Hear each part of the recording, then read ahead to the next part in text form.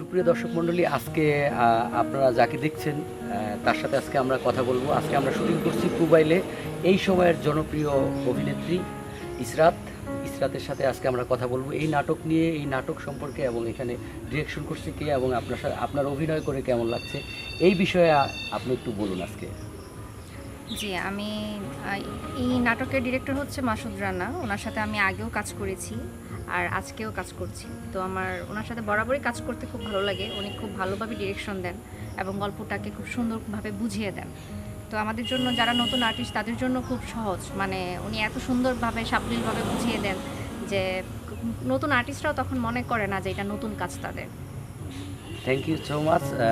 তো আপনারা শুনলেন মাসুদ ভাইয়ের কথা। তো মাসুদ ভাইয়ের কথা আমি একটু বলতে চাই, এটা হচ্ছে আমার ব্যক্তিগত ওপিনিয়ন। সেটা হচ্ছে মাসুদ রানা ভাইয়ের সাথে আমি আজ থেকে প্রায় 7 থেকে 8 বছর আগে আমরা একই থিয়েটারে ছিলাম। পুরান ঢাকায় একটা সিজন থিয়েটার নামে আমরা একটা থিয়েটার করতাম।